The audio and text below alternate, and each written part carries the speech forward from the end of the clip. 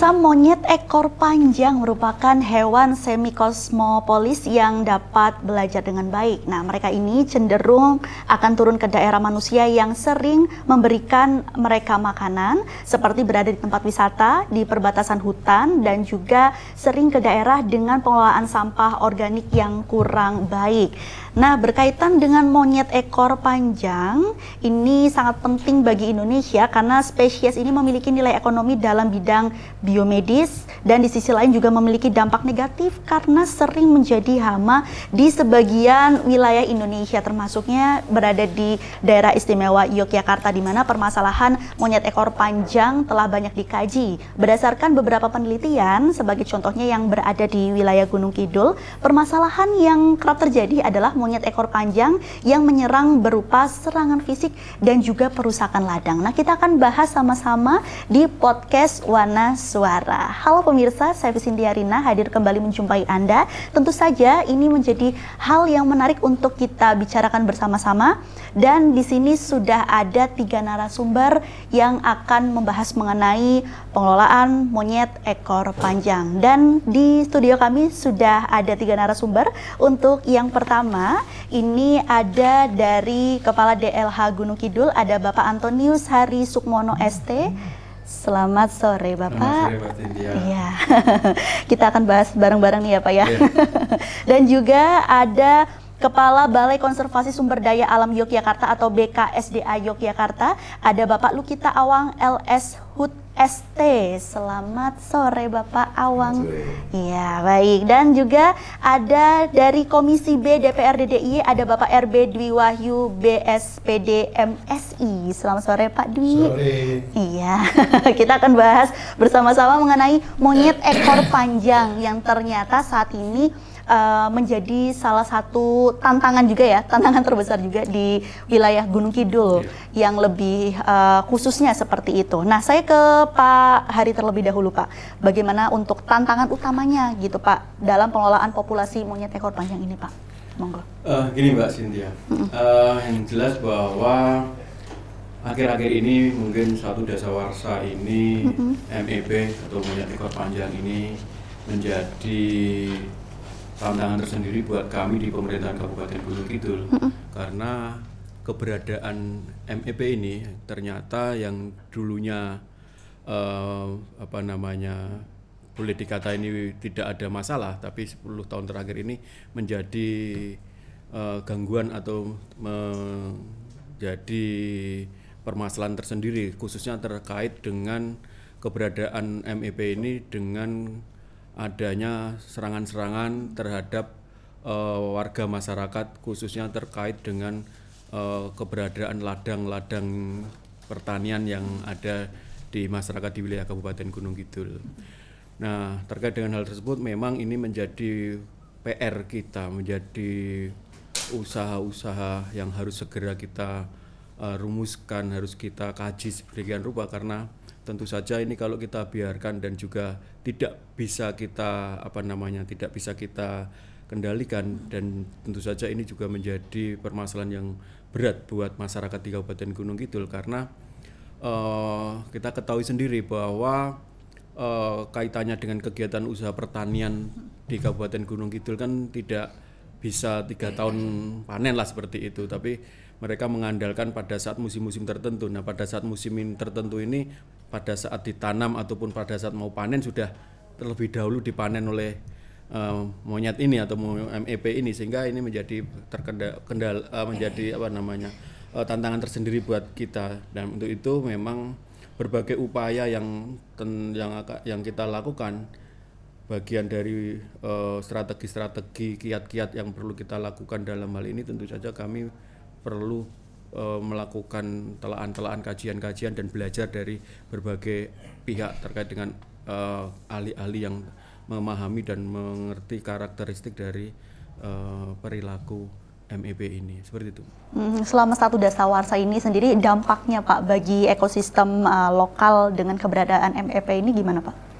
Kalau dampak terhadap mereka terhadap MEP ya, tentu saja tadi bahwa keberadaan MEP ini malah berdampak terhadap aktivitas kehidupan masyarakat kita, sehingga ada pola perilaku yang berubah dari MEP ini kan gitu, sehingga yang dulunya mungkin MEP ini adem ayem gitu kan, bersarang dan sebagainya. Nah ini sekarang ibaratnya keluar dari sarangnya, dari habitatnya, sehingga menjadi gangguan ke masyarakat, ke permukiman masyarakat. Nah ini yang menjadi impact atau dampak yang terjadi di wilayah Kabupaten Gunung Kidul seperti itu. Di Gunung Kidul ada berapa populasi MEP ini sendiri sih Pak? Nah ini ya, populasi kan berbeda, apa namanya? Kalau detailnya nanti harus disensus, tapi bagaimana mensensus MEP ya. Tapi gini, beberapa waktu yang lalu kami di pemerintah Kabupaten Gunung Kidul, khususnya di Dinas Lingkungan Hidup, sudah mencoba memetakan perilaku-perilaku serangan MEP ini terhadap masyarakat, baik itu yang ada di permukiman, mengganggu permukiman ataupun mengganggu terkait dengan lahan pertaniannya. Nah ini kita petakan dari berbagai informasi. Tentu saja ini masih informasi data sekunder ya, karena kita belum bisa melakukan data-data primer itu pada waktu itu, sehingga populasi-populasi ini kita coba serangannya di mana, kapan, polanya seperti apa. Ini kita koordinasikan dengan pemerintah kelurahan, kemudian juga pemerintah Kapanewon seperti apa serangannya di mana seperti itu. Nah, kemudian yang selanjutnya data ini kita gunakan untuk selanjutnya kita melakukan kajian lebih lanjut.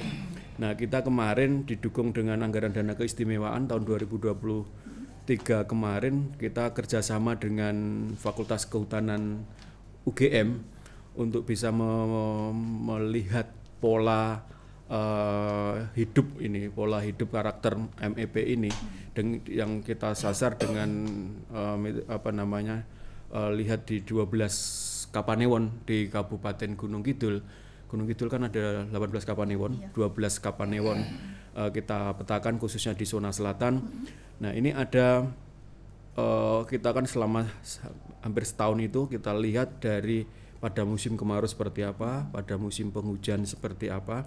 Nah ini data yang kami dapatkan itu dari kajian kemarin itu yang ada di 12 Kapanewon itu selama musim kemarau itu sekitar 980-an ekor.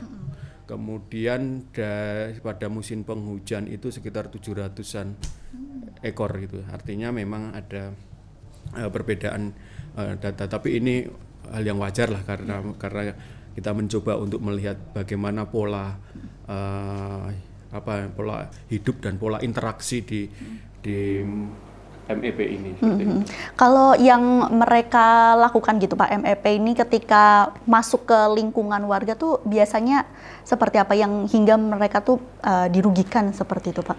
Nah, kalau dari hasil kajian yang kemarin kita lihat, MEP ini mereka itu kalau bahasa Jawanya ngindik, hidupnya itu di sekitar perbatasan antara hutan dengan permukiman gitu, di permukiman itu. Nah, maka yang mereka lakukan itu adalah satu pasti tadi merusak ladang-ladang pertanian. Kemudian yang selanjutnya mereka bahkan masuk ke rumah-rumah penduduk, rumah penduduk ya untuk cari makan. Untuk cari makan. Ya seperti kita juga lah mencari makan sampai ke dapur juga seperti itu. Ini kita dapat laporan, dapat kiriman-kiriman video yang bagaimana mereka merusak tanaman, bagaimana mereka merusak genteng dan sebagainya. Nah, kalau dari beberapa kali saya melihat itu kalau di wilayah Gunung Kidul di selatan itu ada namanya gubuk-gubuk gitu. Nah, ini mereka kadang juga ngamuk, genteng-gentengnya itu, genteng-genteng pertanian itu kadang juga dilempar-lempar, dibuang-buang juga ini ya mereka, karena mungkin kayak manusia ya. Karena saudara tua juga ini. Saudara tua juga ini. Maka polanya kan seperti itu. Itu seringkali melukai manusia juga nggak Pak, kalau misalnya ada serangan gitu ya? Ada juga. Oke, baik. Nah, mungkin sebelum ke Pak Dwi, saya ke Pak Awang terlebih dahulu, Pak. Berkenaan dengan populasi monyet ekor panjang di Gunung Kidul gitu kan, yang memang paling banyak, sekitar ada 900-an tadi ya Pak, di musim kemarau dan 700-an di musim penghujan seperti itu. Bagaimanakah dari peran BKSDA sendiri Pak terkait dengan populasi MEP di Yogyakarta ini Pak? Sebenarnya terkait dengan monyet ini kan masalah cara pandang ya. Terkait dengan populasi itu kita juga secara kontinu melakukan pendataan, monitoring. Jadi ketika ada laporan dari masyarakat ada kejadian di suatu desa, tim kita langsung datang dan melakukan edukasi, sosialisasi kepada masyarakat setempat sekaligus menghitung ada jumlahnya berapa. Nah, dari satu semester ini, Januari sampai Juni ini, kita melakukan penghitungan cepat. Jadi ini dugaan, sebagaimana tadi yang disampaikan oleh Pak Hari, yang Pak Hari sampaikan tadi itu ada di Gunung Kidul Selatan ya, Gunung Kidul Selatan. Kalau kita secara umum melakukan kegiatan pendataan itu tidak lebih dari 1.500 individu yang ada di seluruh Kabupaten Gunung Kidul, karena memang pada saat kita datang kadang dia tidak ada, mungkin dia bergerak. Nah, terkait dengan itu dugaan kita kemungkinan adalah masalah terkait dengan kualitas hutan. Mungkin dulu hutan berkualitas, di situ tersedia sumber daya untuk hidupnya monyet. Nah, sekarang mungkin tidak ada atau mungkin berkurang sehingga dia bergeser ke daerah yang bukan menjadi habitatnya dia dahulu. Selain itu Pak, ada lagi nggak faktor yang mempengaruhi MEP ini akhirnya harus turun ke wilayah pedesaan? Ya, kita juga untuk mengantisipasi itu, selain tadi melakukan pendataan dan juga melakukan sosialisasi edukasi, pada suatu titik yang memang sangat rentan, kita memasang kandang jebak. Tapi memang ini belum dapat belum dapat. Padahal kita juga sudah menyiapkan dokter hewan kalau memang dia nanti ada ketangkep mau kita kebiri, maksudnya jangan sampai nanti itu menekan laju reproduksinya. Kita ada laju populasinya ya untuk reproduksi tadi. Kita ada dokter hewan di stasiun Flora Fauna benar, maksudnya itu tadi. Tapi memang ini belum ada nih. Kemarin sekitar sebulan yang lalu itu di daerah Bantul Telingo kita sudah masuk, enggak sulit memang dia karena itu satwa yang cerdas. Ada tantangan tersendiri nggak sih Pak dalam konservasi untuk monyet panjang ini? Sebenarnya untuk seluruh satwa liar itu tantangan yang sangat menarik. Nah, untuk monyet juga secara jadi kita kadang-kadang mendapatkan serahan satwa masyarakat seperti elang, ular yang mana ini predatornya monyet. Jadi kita juga rilis kepada beberapa titik-titik yang memang itu hutan yang mestinya ada populasi monyet. Tapi kan ini tantangannya adalah sering juga ada laporan monyet satwa yang kita rilis ini mati. Ada yang juga yang kemarin elang tertembak. Nah, ini memang perlu ada himbauan kepada seluruh masyarakat untuk kita menjaga harmoni alam ini sebenarnya, karena rantai makanan itu kan terjaga. Kalau untuk upaya dalam mencegah gitu Pak antara konflik monyet ekor panjang dengan penduduk setempat itu, kalau dari BKSDA langkah-langkah apa yang diambil Pak? Ya tadi yang kita sampaikan adalah sosialisasi, dan sebenarnya di tahun 2012 itu kita memberikan bantuan bibit tanaman buah, itu maksudnya dalam artian untuk meningkatkan kembali kualitas hutan sehingga monyet tidak keluar dari hutan dengan adanya buah tadi. Tapi kadang ya kebutuhan masyarakat dan sebagainya ini buahnya jadi berubah. Sebenarnya kebutuhan monyet ekor panjang ketika di hutan itu mereka membutuhkan apa saja, dan sampai karena mungkin yang ada di hutan itu berkurang sehingga mereka masuk ke pemukiman itu. Yang jelas sumber pakannya dia. Dan mestinya juga di situ harus ada predator. Itu apa saja Pak untuk sumber pakan yang mungkin berada di hutan yang mereka cari biasanya apa gitu? Ya buah-buahan. Buah-buahan itu saja ya. Kalau sumber minum itu sendiri apakah memang di hutan saat ini sudah berkurang atau seperti apa Pak itu tadi Pak? Iya, karena tadi salah satu faktornya adalah berubahnya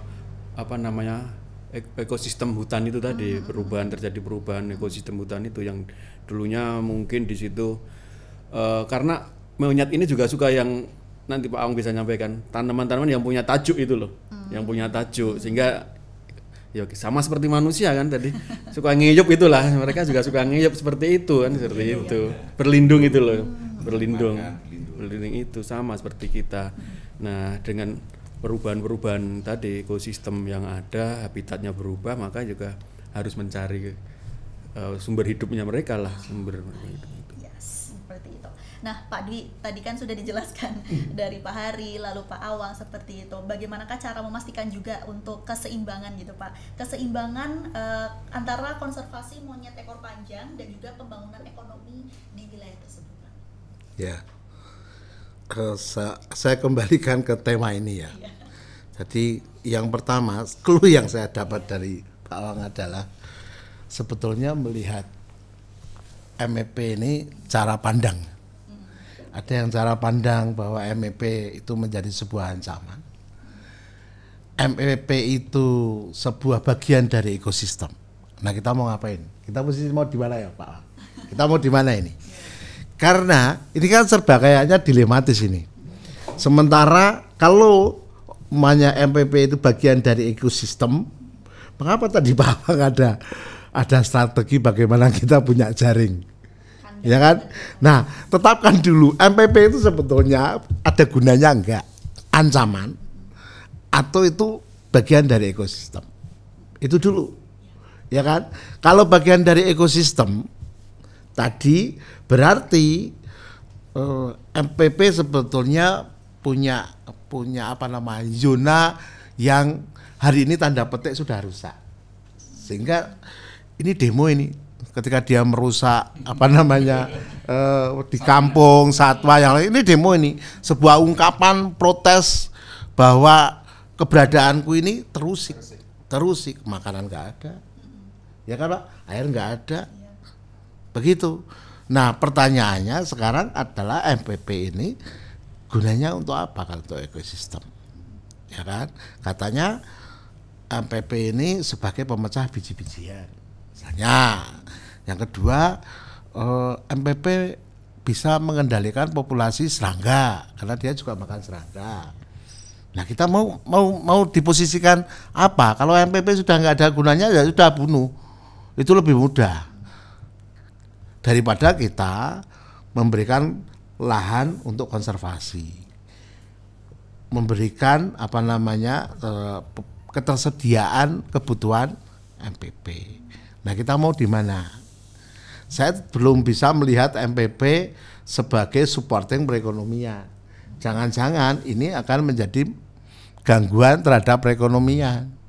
Karena petani yang nanam jagung itu tahu-tahu udah habis. Ini kan juga mengganggu perekonomian. Saya tidak sedang menghakimi. Tetapi bagaimana cara pandang kita samakan dulu. Kita melihat MPP itu posisinya di mana ketika kita diskusi tentang ekosistem. Tetapi kalau saya boleh mengambil pendapat pribadi begitu ya, alam ini diciptakan beragam dan semua punya manfaat, ya kan? Nah ketika bicara tentang manfaat dan tidak pasti relatif. Saya bisa menganggap itu manfaat, tetapi di pihak lain juga bisa menganggap tidak manfaat. Tetapi saya melihat bahwa ini kehidupan. Ini kehidupan Sang Pencipta menciptakan semua itu yang secara teoritis ada yang namanya ekosistem, pasti di situ ada semacam ketergantungan. Ada ketergantungan. Nah, dalam hal ini kalau saya ditanya ya bagaimana, apa MPP mau dibunuh atau dipertahankan? kadang-kadang kita manusia juga tidak merasa berdosa bahwa kita sudah merusak semuanya kan, begitu ya Pak? Kalau saya begitu ya, ini, maaf saya kan agak religius Pak, sorry Pak, agak religius, jadi saya melihatnya itu bahwa ini alam harus dipertahankan, semua harus dipertahankan, karena apapun semua punya manfaat, begitu.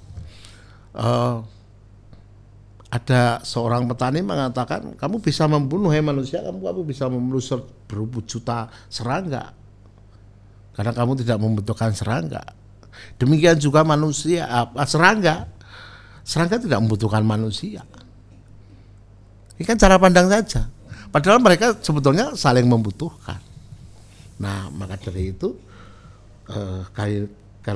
kalau kita ini perspektifnya adalah bagaimana hutan itu punya peradaban yang sesungguhnya, ya kembalikan peradaban yang sesungguhnya ini.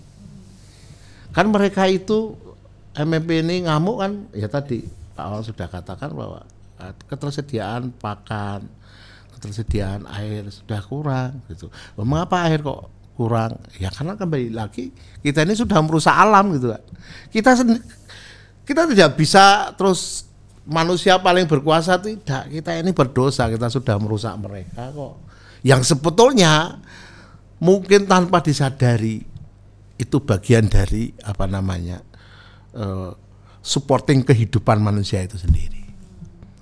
Jadi kalau ngomong ekonomi, ya kalau itu dikelola dengan baik, yo MPP juga bisa menjadi tontonan pariwisata kok. Itu Pak. Ya kan bisa kok.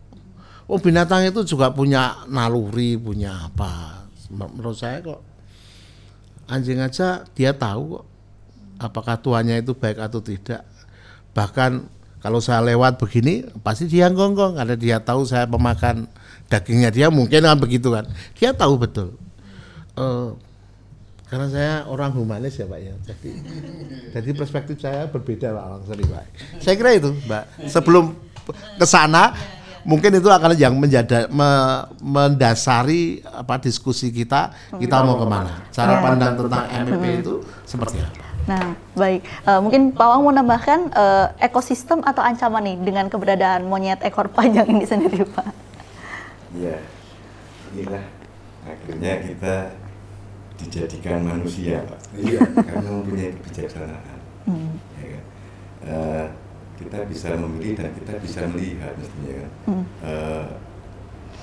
Memang pada saat ini dengan keterbatasan kita ilmu pengetahuan, nampak seperti MPP belum ada manfaatnya, tapi sebenarnya itu ada manfaat karena itu memang digital bagaimana tadi sampaikan tadi.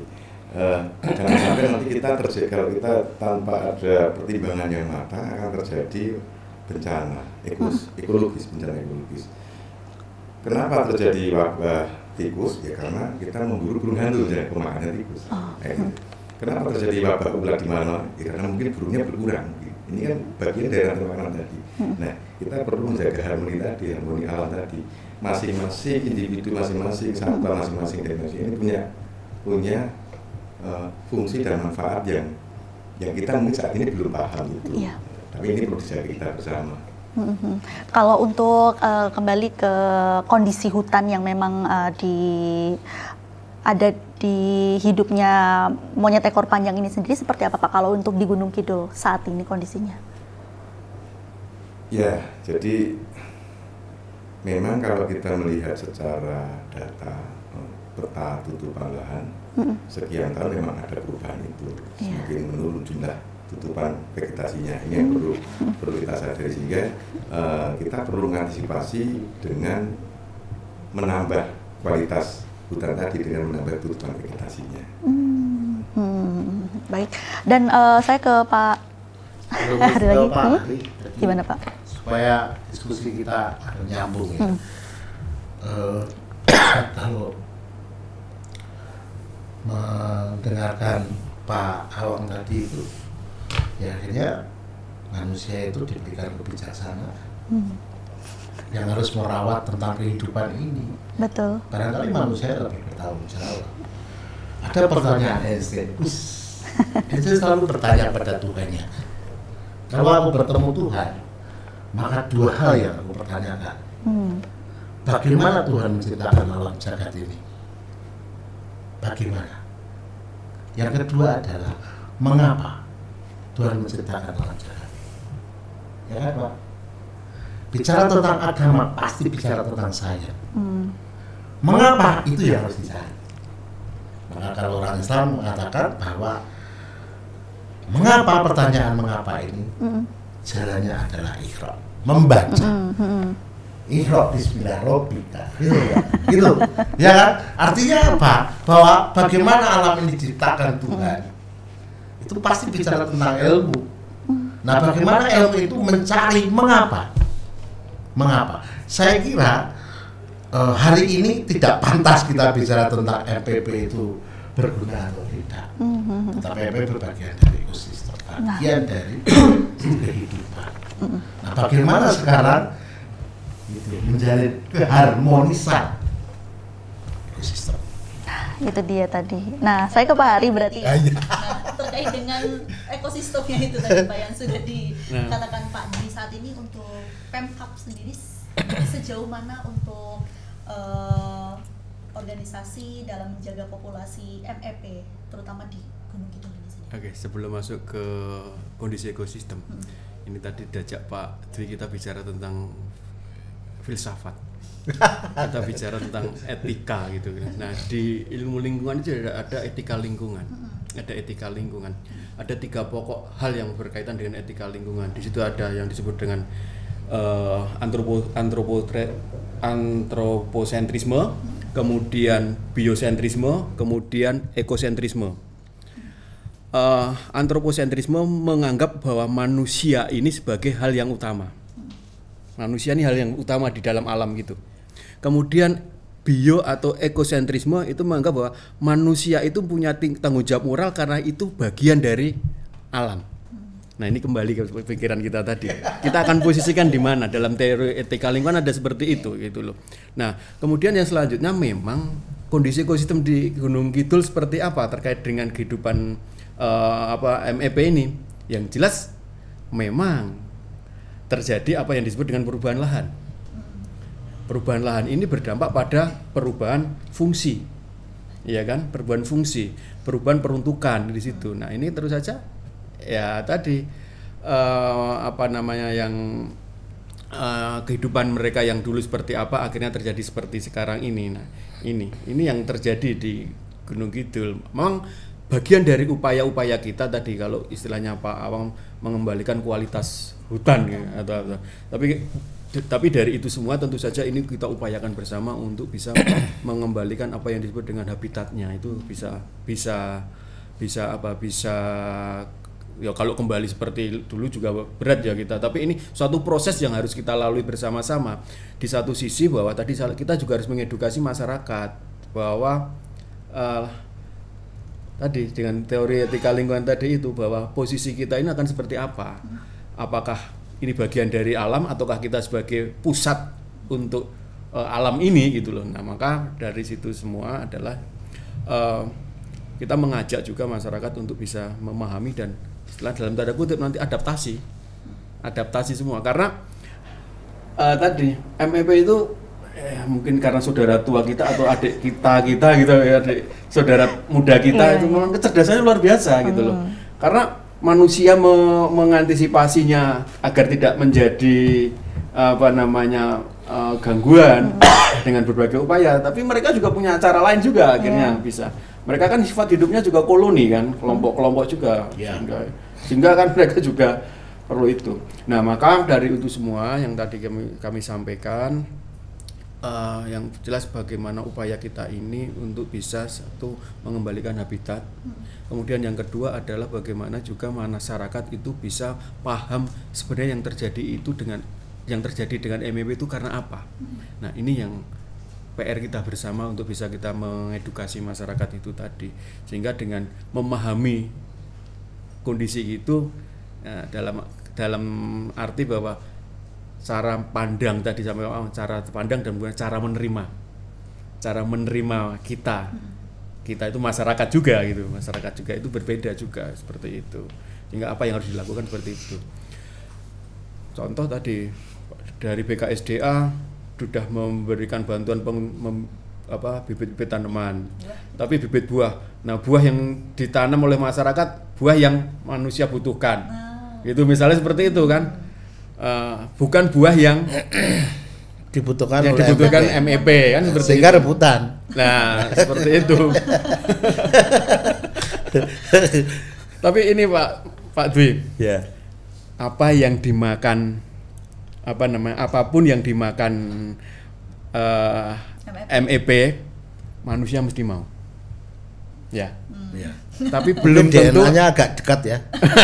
Tapi belum tentu apa yang dimakan manusia MEP mau. Betul. Ya.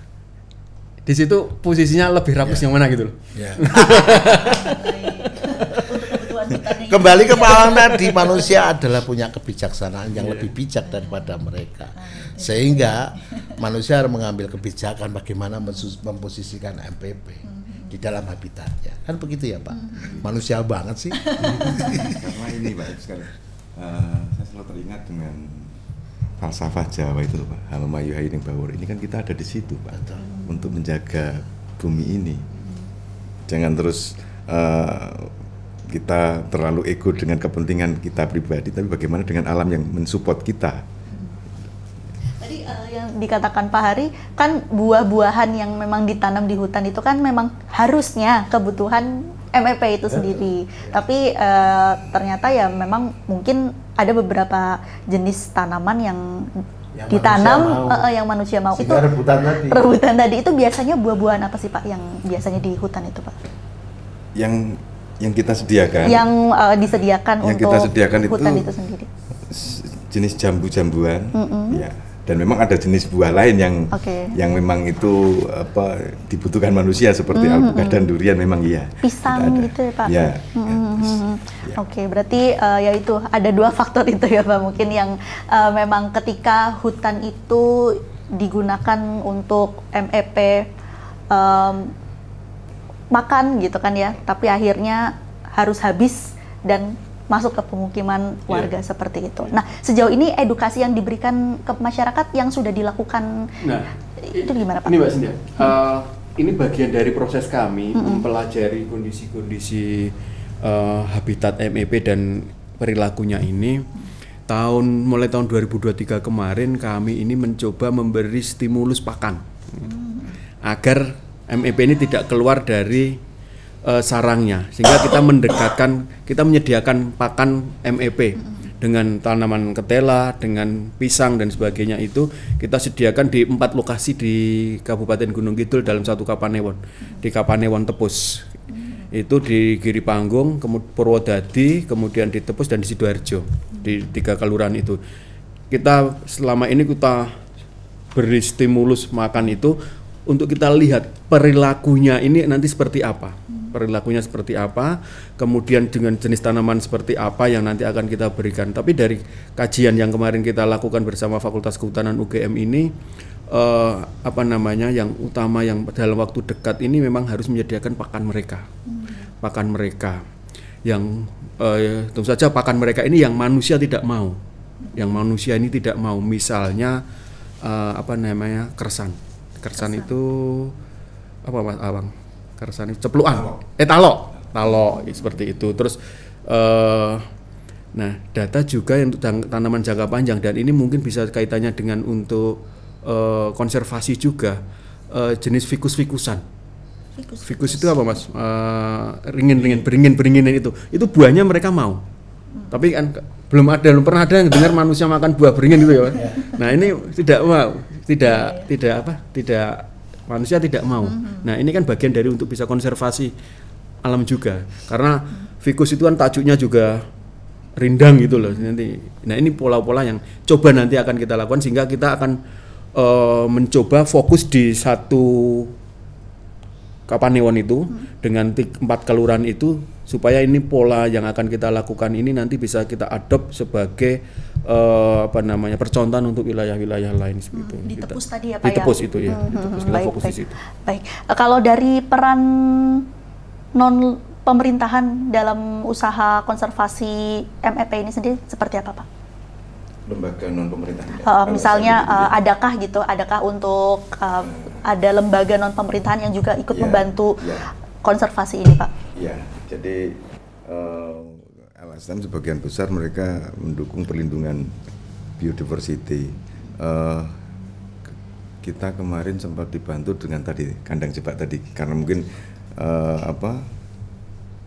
intensitas konfliknya terlalu tinggi, ya udah kita untuk solusi sementara kita tangkap, tapi ternyata tidak bisa semudah itu. Nah, ini beberapa alat memang disiapkan oleh teman-teman dari NGO COP yang salah itu. Ya. Dan juga beberapa LSM juga mereka melakukan kegiatan langsung ke desa untuk melakukan edukasi. Sebenarnya mereka tidak hanya MEP saja, tapi lebih kepada biodiversity secara umum. Ada beberapa kegiatan di desa seperti di Giriwungu, Purwosari ya, atau Panggang itu. Panggang ya. Ada kegiatan sana untuk mengkonservasi biodiversitas, salah satunya gelatik yang dampaknya kepada monyet, bagaimana masyarakat diedukasi untuk tidak merusak alamnya. Ya. Kalau edukasi juga tadi dari dinas sudah gitu. Kalau dari BKSDA untuk edukasi masyarakat juga Pak terkait dengan bagaimana kita juga bisa menjaga ekosistem hutan yang ada di sana. Terus jika memang ada monyet ekor panjang yang harus terpaksa turun ke pemukiman itu seperti itu. Iya, penghalauan, tetap kita pengusiran ya. Yang dilakukan adalah menghimbau kepada masyarakat untuk mengusir saja, tidak melakukan penyerangan gitu, tidak Pak. membunuh, tapi melakukan pengusiran kepada satwa tersebut. Dan kita melakukan edukasinya tidak pada suatu desa-desa, sebenarnya kita lebih kepada desa yang mungkin rawan ya, rawan dalam artian tingkat perburuan lebih berbeda dibanding lokasi yang lain. Itu desa-desa yang seperti itu yang kita datangi untuk edukasi kepada masyarakat. Sejauh ini desa-desa mana saja itu Pak yang rawan gitu? Kemarin kita ada berapa gitu Pak? Iya. Apakah banyak gitu di masing-masing Kapanewon atau berapa beberapa Kapanewon gitu ya Pak ya? Iya. Ternyata masih ada juga ya untuk juga kita perburuan itu ya. mengapresiasi bahwa sebenarnya dari regulasi aturan dari pemerintah daerah membuat himbauan larangan untuk tidak berburu, kalau nggak salah bahasanya begitu ya, larangan dari Pak Bupati Gunung Kidul ya, larangan berburu, dan itu beberapa sudah ditindaklanjuti di tingkat desa dengan peraturan desa. Dan mereka juga kalaupun peraturan desa belum ada, mereka membuat papan-papan larangan, papan himbauan dilarang berburu dan sebagainya. Itu sudah dilakukan juga oleh masyarakat ya Pak di bagi hutan-hutan. Desa mungkin desa yang belum, kita datangi untuk ayo kita bersama untuk menjaga itu. Agar tidak dilakukan perburuan liar itu juga ya Pak ya. Baik. Dari Pak Dwi gitu kan Pak. Tadi sudah dijelaskan Pak Hari sama Pak Awang gitu. Kalau dari Dewan sendiri apa saja tindakan-tindakan yang dapat diambil gitu Pak untuk dapat mencegah konflik antara monyet ekor panjang dan juga penduduk setempat itu? Saya tidak kepada konfliknya ya, tapi lebih kepada mengembalikan mengembalikan alam supaya penghuni alam itu bisa hidup sejahtera di binatangnya. Nah, kalau ketika regulasi sudah ada ya Pak ya, regulasi sudah ada, himbauan sudah ada, ya tinggal bagaimana regulasi itu kita implementasikan di dalam program. Konsekuensi dari sebuah regulasi kan pasti kebijakan, dan kebijakan pasti butuh duit. Nah, tadi Pak Hari sudah bercerita bahwa pernah nih kita mendapatkan dana keistimewaan. Berarti dana keistimewaan di nomenklatur untuk menjaga ekosistem ini bisa masuk. Tinggal sekarang daerah, kabupaten dan provinsi kami di DLH DIY kita membuat sebuah program yang nomenklaturnya bisa tereksekusi dengan dana keistimewaan. Kalau tadi kita memakai filosofi Jawa Mahayuning Bawono tadi, pasti di situ bicara tentang dana keistimewaan. Nafasnya di situ. Tinggal bagaimana membreakdown itu sebuah program yang nomenklaturnya di dana keistimewaan. Saya belum melihat persentase dana keistimewaan berpihak kepada lingkungan hidup dalam hal ini. Masih kecil sekali. Bahwa saya masih melihat dana keistimewaan itu lebih kepada katanya untuk kebudayaan, tanpa disadari bahwa menjaga alam adalah bagian dari budaya. Itu. Maka dalam hal ini kita pantas juga menerima dana keistimewaan untuk itu semua. Tinggal beliau ini karena Pak Hari yang membuat perencanaan.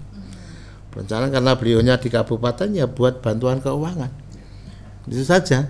Tinggal kami dari DLH provinsi mengawal untuk bersama-sama Des dengan Paniradio supaya ini bisa tereksekusi.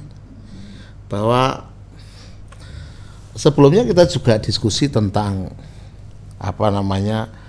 tentang ekonomi hijau, ya kan?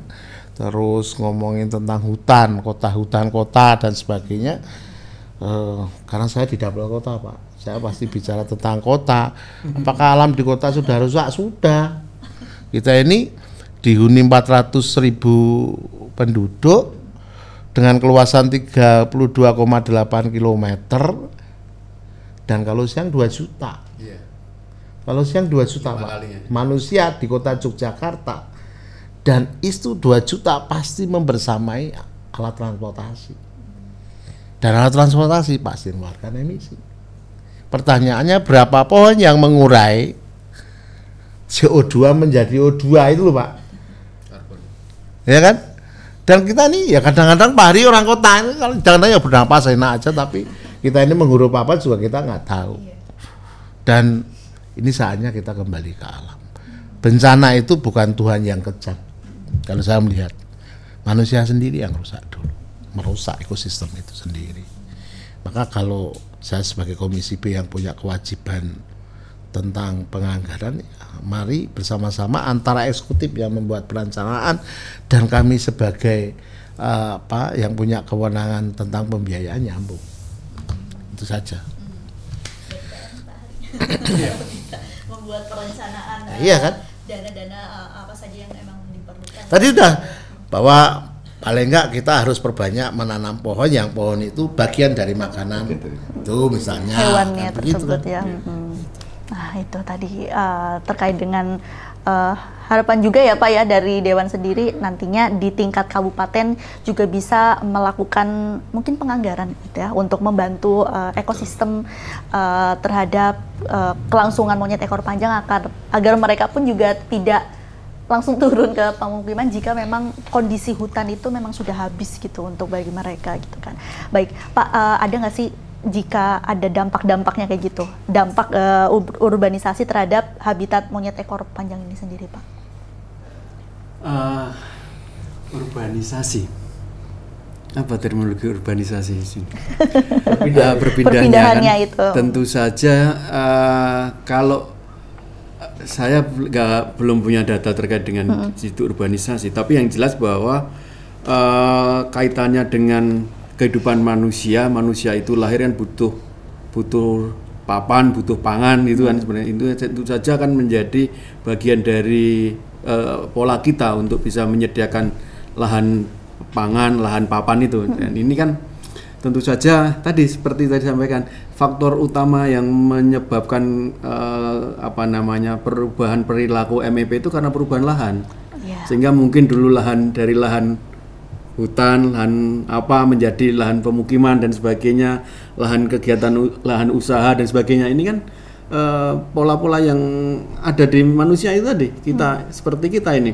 Tadi Pak menyampaikan bahwa di kota ini, di kota Jogja yang luasnya 32 km persegi dan sebagainya, sudah tanah mahal dan sebagainya. Mungkin masyarakat yang perlu hidup, perlu papan, perlu pangan kan juga akan berpikir untuk kalau harus berpindah tempat juga kan seperti itu seperti itu kan ya saya tidak bisa mendetailkan bahwa ini faktor utamanya itu tapi enggak, tapi memang yang jelas bahwa terjadi perubahan lahan itu seperti itu. Kalau untuk iklim Pak ada dampaknya nggak dari perubahan iklim itu?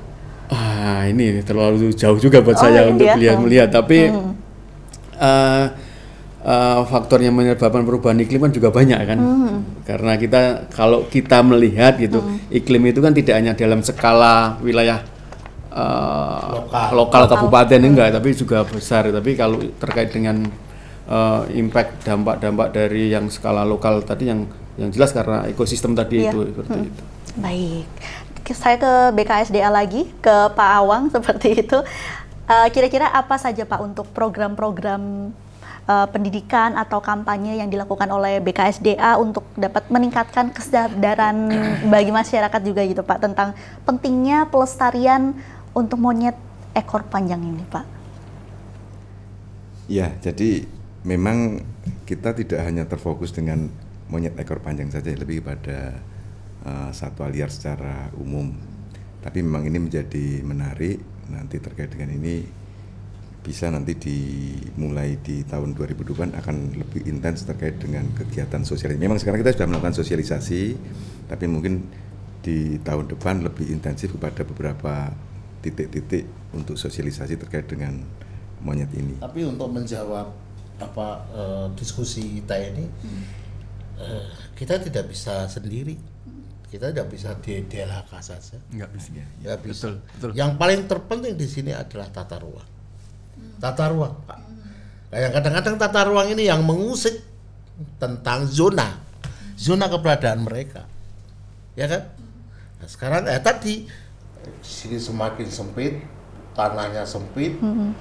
Padahal saya hanya punya tanah di dekat hutan sana, di mana hutan di situ ada MPP. Padahal anak saya butuh rumah, yang aku harus bagi waris di situ. Itu menjadi persoalan ya. Artinya hari ini kita harus tetapkan ada zona yang ditetapkan oleh tata ruang. Jangan-jangan kita ini sudah melakukan hal-hal untuk bagaimana mengembalikan ekosistem ini, tiba-tiba tata ruang punya konsep yang berbeda. Rusak Pak kita. Rusak Pak. Tiba-tiba di situ nanti akan menjadi jalan utama provinsi. Rusak. Rusak. Makanya harus, menurut saya tema hari ini tidak bisa hanya diselesaikan dengan di DLHK saja.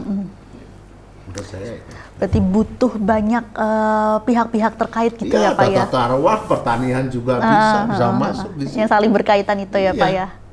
Begitu. Nah itu dia tadi, karena memang di Jepang itu banyak kera-kera yang berkeliaran itu dijadikan pariwisata. Kenapa? Karena pariwisata memberikan kebutuhan dia. Kebutuhan makannya gitu ya Pak ya? Karena sebetulnya di sana juga sudah tidak punya ruang itu. Sehingga banyak kera-kera yang dari genting ke genting penduduk biasa. Tadi selain dari DLHK ini sendiri, pihak mana saja lagi Pak yang turut membantu dan juga BKSDA yang membantu untuk ekosistem keberadaan monyet ekor panjang ini Pak? Ada teman dari komunitas-komunitas pemerhati ekosistem itu ada, misalnya dari komunitas Resan, komunitas Resan Kabupaten Gunung Kidul ini juga cukup kegiatannya cukup masif juga, cukup bagus juga karena ini komunitas-komunitas yang memang konsen terhadap pelestarian tanaman-tanaman resan itu memang tanaman yang istilahnya yang besar-besar lah itu, salah satunya ficus, beringin dan sebagainya itu. Nah ini memang bagian dari mereka dan mereka ini juga diskusi dengan saya misalnya karena salah satu tadi makanan mereka itu adalah talok tadi, talok kersan itu, kersan ya? Karsen itu hidupnya monyet itu kan di larang-larang dan sebagainya. Nah mereka ini diskusi dengan kami, mereka sudah melakukan melintengi itu, melintengi pakai pelinteng itu, ketapel, ketapel biji-biji pohon buah jambu yang udah tua, terus talok itu di pelinteng, ketapel ke tempat-tempat yang jauh biar mereka biar nangkap dia, biar tumbuh. Biar tumbuh gitu loh, biar tumbuh di sana. Itu salah satu ide yang mereka lakukan, bagus juga ini seperti itu. Itu solusi yang salah satu yang teman-teman dari komunitas yang punya andil atau peran perhatian kepada keberadaan ekosistem yang ada di Kabupaten Gunung. Kalau dari BKSDA ada yang turut membantu juga nggak sih, Pak? Tadi kan komunitas-komunitas kayak gitu ikut membantu. Kalau BKSDA ada pihak juga yang turut membantu kerja BKSDA terkait dengan ekosistem monyet ekor panjang ini sendiri, Pak? Iya, sebenarnya yang dilakukan teman-teman komunitas itu juga tidak hanya kepada dinas, juga dengan BKSDA juga mereka membantu. Jadi ingin menambahkan yang Pak Dwi tadi, menyediakan pakan dan juga sumber air. Nah, ini yang dilakukan oleh komunitas Resan itu tidak hanya pakan di sumber air. Dengan adanya Fikus tadi, beringin, itu sebenarnya memunculkan sumber air untuk satwa tadi. Itu yang dilakukan mereka. Nah, itu sejauh ini juga ingin diperbanyak gitu ya Pak ya, di masing-masing hutan sebagai habitat dari monyet ekor panjang itu sendiri ya Pak ya. Oke. Sebetulnya komunitas-komunitas itu banyak yang peduli tentang hal ini. Cuman kadang-kadang mereka tidak pernah diberikan ruang yang luas untuk berekspresi tentang konsep mereka, sehingga ya kalau hari ini lebih populer dengan pentahelik, ya itu harus kita laksanakan. Bagaimana antara pemerintah, perguruan tinggi, swasta itu bisa bertemu untuk membuat sebuah konsep yang pas terkait dengan tema kita ini. Sejauh ini pernah ada Pak pertemuan seperti itu Pak? Kalau saya melihat parsial, Ya memang ya datang gitu. tidak secara rutin memang tidak, tapi karena kita membangun jejaring ya, jejaring itu ya kita diskusi bareng-bareng kadang itu. Karena komunitas ini kan unik Mbak, ketika kita dalam suatu forum formal itu malah tidak berekspresi. Tapi kalau cuma dalam rangka ngopi-ngopi bersama, nah akhirnya muncul banyak kayak ide-idenya tuh kegiatan. gitu Saya ya, ini kapan besok, nah itu yang dibentuk pada ruang-ruang kelompok-kelompok kecil yang diskusi seperti itu. Dan saya juga kadang-kadang terlibat di situ juga. Karena kalau kita undang itu malah membuntu informasinya. Lebih enak kayak kongko-kongko santai gitu. Yang ide-ide keluar dari situ Mbak. Daripada harus yang secara acara formal gitu ya Pak ya. Oke, berarti itu akan lebih works untuk mereka bisa mengekspresikan ide-idenya untuk membantu bagaimana melestarikan habitat monyet ekor panjang khususnya gitu kan ya di daerah istimewa Yogyakarta, terutama yang ada di Kabupaten Gunung Kidul seperti itu. Baik, untuk yang terakhir nih Pak, bagaimana upaya rehabilitasi dan juga pelepas liaran monyet ekor panjang yang mungkin sudah kehilangan habitatnya itu sendiri, dan juga nanti pelestarian habitat monyet ekor panjang? Pelepasan liar, maksudnya pelepas liaran itu? Iya. Jelas kita nggak akan melepaskan liar, artinya itu nanti kewenangan BKSDA. Yang jelas kita program kita, upaya kita ke depan dari melihat pola perilaku karakteristik MEP yang kita lakukan dari penelitian-penelitian, kajian-kajian dari berbagai sumber itu, yang jelas tadi kita diskusikan harus mengembalikan habitatnya gitu loh. Kita harus memulihkan kembali habitatnya dengan segala sesuatunya yang harus kita bisa lakukan untuk persediaan pakan, persediaan air. Kemudian yang selanjutnya juga menyampaikan ini, mengedukasi masyarakat untuk bisa memahami dan juga terlibat di dalam pengembalian ekosistem tadi, agar habitatnya bisa ya nyaman untuk hidup mereka kan gitu. Salah satunya itu yang nanti akan kita lakukan, karena untuk pelepasan liar karena nanti kewenangan di BKSDA. Yang jelas kami tugas di Dinas Lingkungan Hidup Kabupaten Gunung Kidul tentu saja bagian dari untuk bisa melibatkan masyarakat selaku yang memiliki lahan, memiliki wilayah dan sebagainya, untuk bisa bersinergi dengan pihak-pihak yang ada yang punya care atau punya perhatian, punya peduli dalam mengembalikan ekosistem tadi. Kalau dari Pak Di sendiri Pak, dari Dewan untuk pengelolaan monyet ekor panjang ini di masa yang akan datang seperti apa? Seperti saya katakan tadi, mari kita buat perencanaan yang baik, yang itu menjadi sebuah kebutuhan untuk menjaga habitat ini. Perencanaannya seperti apa? Nah, tinggal perencanaan ini kita diskusikan dengan OPD yang terkait. Pastinya tidak hanya satu OPD DLHK dalam hal ini, tetapi OPD-OPD terkait yang sebetulnya punya kontribusi untuk menyelesaikan persoalan ini. Kami dari sisi budgetingnya, sekali lagi bahwa bicara tema ini, menurut saya dana keistimewaan menjadi sumber dana yang seksi untuk menyelesaikan ini. Karena APBD kita sudah apa namanya, sudah tersiok-siok Pak. Kita 6 triliun ini, kita masih punya, kalau di tahun ini mudah-mudahan di tahun depan kita dana keistimewaan paling tidak masih bertahan di 1,432 triliun. Cuma persoalannya 1,432 triliun hari ini, tahun ini kita dapat berapa untuk pelestarian ini? Kecil sekali. Masih kecil ya Pak? Iya, apakah kecil itu karena perencanaan dari kita ini belum tersusun masif atau seperti apa? Butuh komunikasi. Ya. Saya kira itu. Baik, dari BKSDA sendiri Pak tadi menyambung dari Pak Har juga. Ya, sebenarnya program rilis bukan merilisnya, tapi kita lebih kepada merilis predatornya untuk mengurangi jumlah dia atau untuk lebih menjaga ekosistem, menyeimbangkan tadi. Keseimbangan. Ya, menjaga. Cuma himbauan kita jangan sampai ketika yang kita rilis tadi predatornya jangan ditangkap atau jangan dibunuh, ya, agar itu terjaga. Berarti memang semuanya juga perlu bertanggung jawab ya atas ini juga ya Pak, termasuk masyarakat sendiri dan teman-teman berhubungan liar, gitu kan, tidak merusak ekosistem, habitat, keberadaan, terutama salah satunya memang monyet ekor panjang ini sendiri. Iya, monyet ekor panjang bagian dari kita, dan kita juga bagian dari mereka. Nah itu dia. Karena mungkin sama-sama ini ya Pak ya, untuk konsumsinya pun sama, tapi ada beberapa hal yang memang manusia memang tidak suka dengan apa yang ditanam di hutan itu, dan memang itu memang porsinya untuk monyet ekor panjang gitu ya Pak ya. Salah kita juga. Jadi kita sama-sama untuk menjaga lingkungan kita dan juga tetap melestarikan keberadaan habitat dari monyet ekor panjang itu sendiri. Jadi terima kasih banyak untuk Pak Hari, Pak Dwi, Pak Awang untuk kesempatan hari ini, dan tentu saja dalam podcast Wana Suara ini sendiri pemirsa semua juga bisa belajar juga terkait dengan habitat monyet ekor panjang beserta pelestariannya. Akhirnya saya Visintiarian pamit undur diri. Terima kasih dan sampai jumpa pada kesempatan berikutnya.